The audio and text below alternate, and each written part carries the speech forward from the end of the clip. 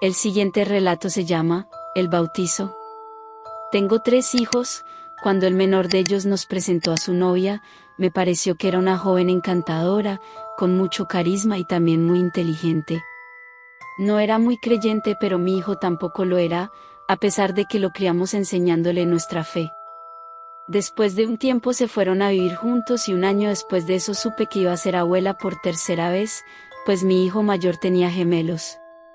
Tuvieron una niña. Mi nieta era muy despierta desde pequeña, dijo sus primeras palabras y caminó antes de un año. Fue entonces cuando empecé a notar que ella tenía algunas actitudes extrañas. Un día, cuando la niña ya iba a cumplir 2 años, yo estaba cuidándola mientras sus papás trabajaban.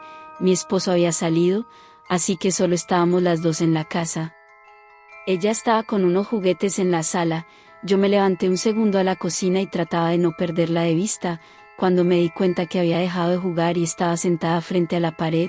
Susurraba algo, tenía los ojos cerrados y cuando me acerqué más vi que estaba haciendo una forma con su mano, como juntando algunos de sus deditos y con ellos apuntaba hacia su pecho.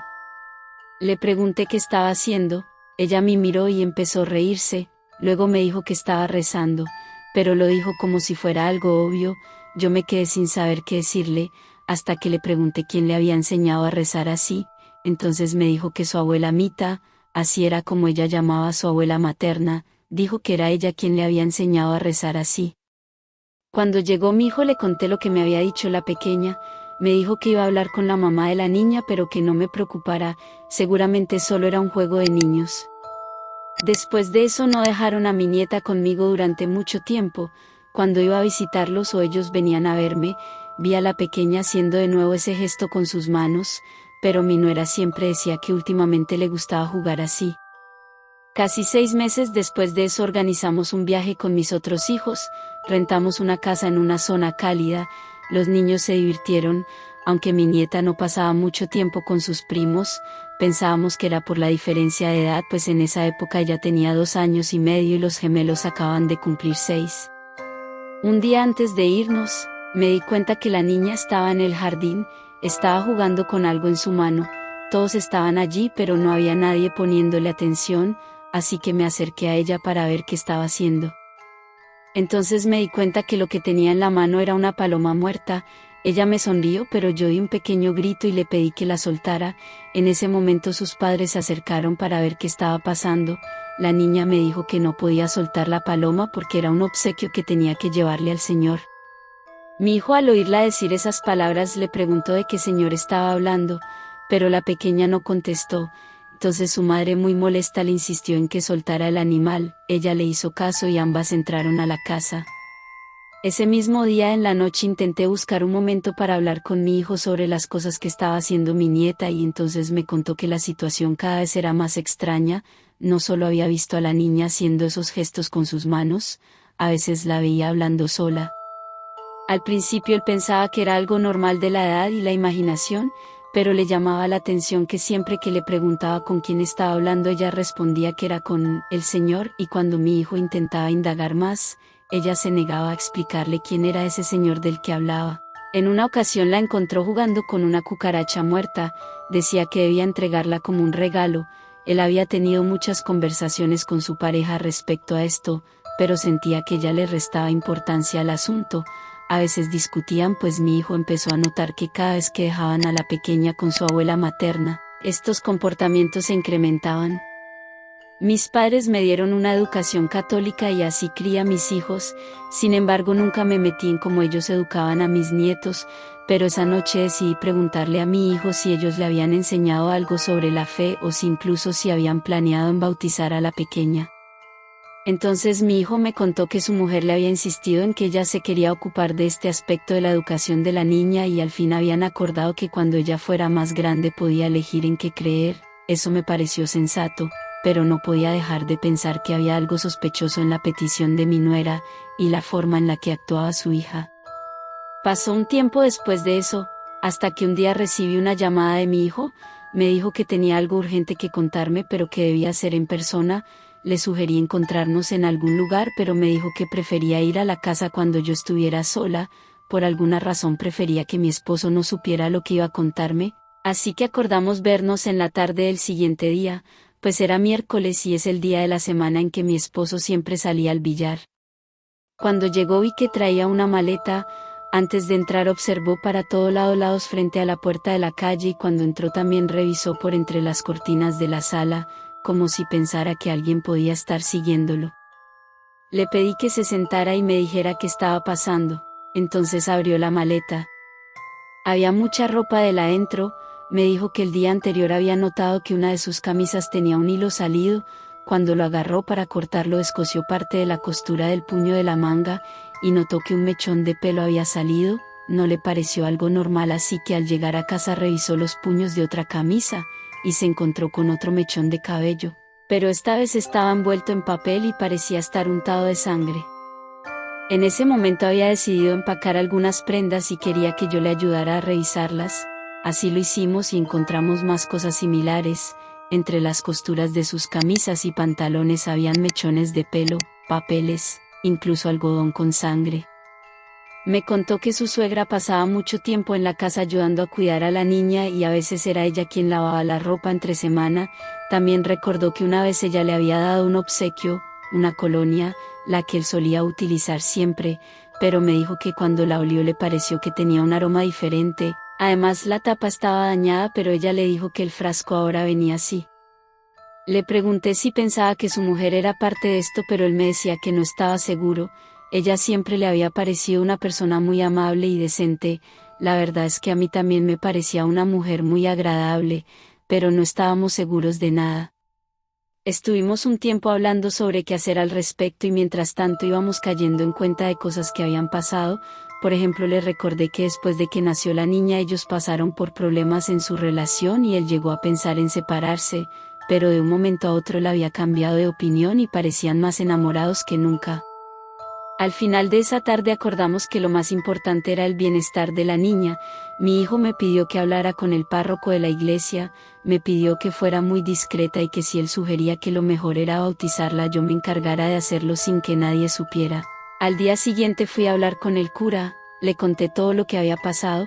Él me dijo que en efecto a mi hijo le estaban haciendo brujería, un tipo de amarre, y en cuanto a los comportamientos de la pequeña, me contó que hace muchos años había escuchado hablar de un caso similar. Había unas sectas de brujas satanistas que heredaban sus enseñanzas de una generación a la otra. Para perpetuar su legado, él tenía la teoría de que la mamá o la abuela de la niña la estaban preparando para que al crecer pudiera realizar el pacto con el infierno que le permitiría adquirir sus poderes. Esta información me dejó sin palabras. Yo quería ayudar a mi hijo y a mi nieta, así que le pedí que nos orientara para saber qué hacer. Me sugirió que bautizara a la niña, se ofreció a ayudarnos a hacer la ceremonia discretamente y en cuanto a mi hijo, me dijo que la situación era un poco diferente, pues él era ya un hombre adulto y debía decidir por sí mismo si terminar con esa relación. En ese caso debía deshacerse de todas las cosas que ella le hubiera regalado, realizar oraciones y rociar agua bendita en sus cosas. Esa misma noche le conté a mi hijo lo que me habían dicho en la iglesia. Él me pidió que me encargara de llevar a la niña para la ceremonia de bautizo y me aseguró que había decidido separarse. Realizamos el bautizo de mi nieta. Después de eso pareció dejar de lado el comportamiento extraño que tenía. Pasaron casi 2 semanas cuando un día en el que la niña estaba conmigo, mi hijo y su mujer llegaron a mi casa por ella. Noté que habían discutido. Entonces antes de irme mi nuera se acercó a mí y me preguntó si era verdad que yo había llevado a la niña a bautizar. Me quedé callada, pero ella insistió en que le dijera la verdad y acabé por decirle que sí. Entonces ella enloqueció, empezó a gritar y a discutir con mi hijo. Yo agarré a mi nieta y me fui con ella a la habitación para que no tuviera que presenciar esa escena. Un rato después vino mi nuera y se disculpó conmigo. Dijo que mi hijo le había contado todo lo que habíamos descubierto, así que nos pidió que nos quedáramos esa noche con la niña en mi casa, pues ella debía ir a ver su mamá. Al parecer ella no sabía nada respecto a la brujería que le habían estado haciendo a mi hijo, o eso fue lo que nos dijo. Ella no regresó esa noche. Al día siguiente fuimos a casa de mi hijo. Allí descubrimos que la ropa de mi nuera ya no estaba. Llamamos a casa de su madre, pero nadie contestó el teléfono. Pasó toda la tarde y no teníamos noticias suyas. Entonces mi hijo decidió ir hasta donde su suegra, Cuando regresó me dijo que la casa estaba abandonada. Él se veía muy preocupado, así que decidió llamar a la policía. Justo cuando se acercaba al teléfono entró una llamada. Era ella. Escuché a mi hijo suplicarle que lo pensara bien, que pensara en su hija, pero la conversación no duró más de un minuto. Ella le dijo que no la buscara más, que debía irse y lo culpaba por haber arruinado el futuro de su hija. Después de este incidente le pedí a mi hijo en que vinieran a vivir con nosotros. Nuestra casa tenía suficiente espacio y así yo podría ayudarlo a cuidar a la niña mientras él estuviera en el trabajo. Actualmente mi nieta tiene 12 años y hasta el día de hoy no volvimos a saber nada sobre su madre ni su familia materna. El siguiente relato se llama El devorador de carne. Lo que voy a narrar me pasó hace algunos años. Yo nací en Ciudad Juárez, pero actualmente vivo en Canadá. No soy ilegal, tengo mi ciudadanía y todo. La ciudad en la que radico se encuentra en la zona sur de la costa este, casi en la frontera con Estados Unidos. En aquel entonces yo tenía un amigo, era estadounidense, él no hablaba nada de español, pero yo había aprendido el inglés suficiente para mantener una conversación. Es vital para conseguir trabajo aquí, o al menos lo era cuando yo me vine para acá. Daniel, así se llamaba mi amigo, él trabajaba en una empresa subcontratista de seguridad. El departamento al que estaba asignado se encargaba de cubrir las áreas protegidas, zonas naturales y parques nacionales o estatales. Sus turnos eran rotativos y a veces no le tocaba descanso en más de 2 semanas, esto debido a que algunos de los que tenían que cubrir un turno nocturno, en bosques renunciaban debido a que tenían encuentros de origen misterioso. Pero Daniel era un loco, a él le gustaban esas cosas, era un adicto a las películas de terror, sobre todo cuando había monstruos o criaturas extrañas. De vez en cuando yo me animaba a acompañarlo cuando le tocaba trabajar de noche. La verdad no soy muy fanático de la naturaleza, además soy bastante miedoso, pero la oscuridad tiene ese algo que te atrae y aunque sabes que puede ser peligroso, no te importa. La verdad es que las primeras veces que lo acompañé no me tocó presenciar nada extraño, y aunque yo pensaba que el sueño me vencería, la verdad es que la misma oscuridad te obliga a mantenerte alerta y no te deja dormir. Creo que a día de hoy sí hay un poco de señal en algunos bosques, pero en aquel entonces no. La única forma de pedir ayuda en caso de que algo malo pasara era a través de la radio que mi amigo cargaba como parte de sus herramientas de trabajo. Bueno, finalmente acompañé a Daniel a este bosque al que nunca lo habían enviado antes, así que la experiencia era nueva para los dos. Parte de sus funciones es detectar si hay personas que acudan a cazar de forma ilegal, sobre todo si se trata de especies protegidas. Esa noche estaba cayendo una lluvia muy leve, pero era suficiente para humedecer la tierra, lo cual ayudaba a detectar intrusos, por aquello de las huellas. Recuerdo que la noche era fría, ya que era invierno, y aunque ambos íbamos bien abrigados, las corrientes de aire lograban hacernos temblar un poco. En algún momento alcancé a escuchar como el susurro de una persona, que parecía no haberse percatado de eso, así que se lo comenté. Él simplemente me dijo que no hiciera caso de esos ruidos, que no se trataba de personas, porque una persona no haría ruido ya que si estuviera haciendo algo no querría ser descubierta. Dijo que ese susurro debía pertenecer a otra cosa que estaba intentando atraernos, y seguramente no sería para nada bueno. Yo la verdad comencé a sentirme incómodo. Caminamos hacia el exterior del bosque, no regresamos por donde veníamos, continuamos avanzando, pero hacia la periferia. Luego de un buen rato salimos a campo abierto.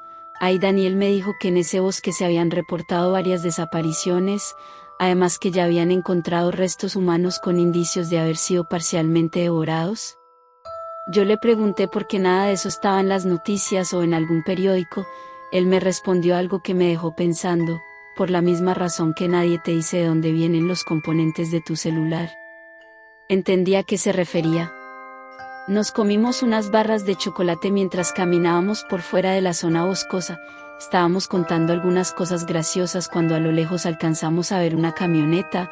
Era una 4x4, seguro se trataba de un cazador.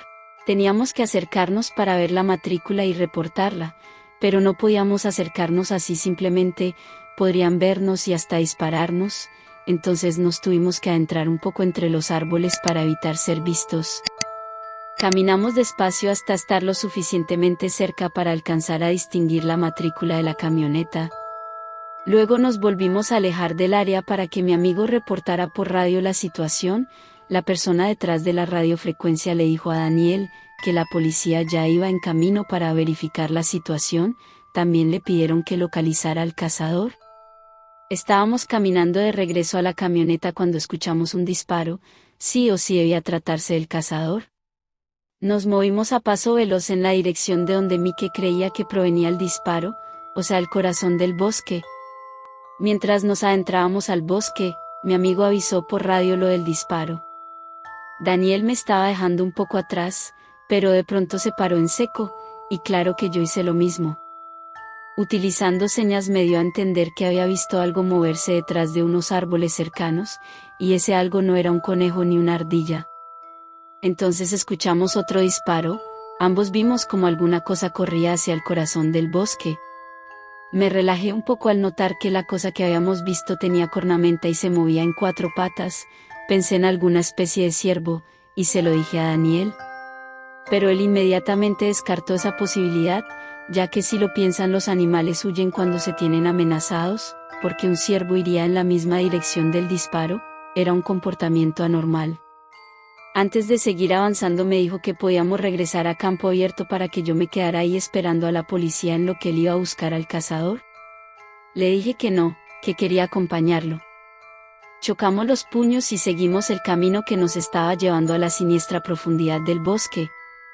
A pesar de que sí estábamos avanzando rápido, tardamos como 20 minutos en llegar. La zona era algo elevada, fácil estaba unos 12 metros por encima del suelo. Encontramos un rifle tirado, pero no encontramos al cazador. Algo lo había atacado, algo muy grande o muy fuerte como para que no se haya podido defender ni con el rifle. De pronto sentí que me clavaron una mirada, era una mirada muy pesada, me causaba una sensación espantosa. Decidí voltear y entonces lo vi, se estaba asomando desde detrás de un árbol, era como una persona, pero su piel era prácticamente del color de las cenizas. De su cabeza salían los cuernos de un ciervo, pero sin duda alguna lo más aterrador era todo el montón de sangre que tenía alrededor de la boca, como si acabara de comer algo. Mi amigo y yo nos quedamos completamente paralizados. Esa cosa algo escuchó y volteó hacia atrás. Fue en ese momento que Daniel y yo salimos corriendo de ahí a toda velocidad. No sentí que esa bestia nos estuviera siguiendo, pero por supuesto que no iba a detenerme para comprobarlo. Ni mi amigo ni yo supimos jamás qué era aquello con lo que nos encontramos. La policía encontró el cuerpo del cazador un par de días después, tenía extrañas mordidas en su cuerpo. Daniel comenzó a tener pesadillas, a tal punto que ya no podía ir a trabajar, decía que cuando cerraba los ojos podía ver a esa bestia. Mi amigo no soportó mucho tiempo la situación y finalmente decidió salir por la puerta falsa. Jamás me he vuelto a acercarme a un bosque.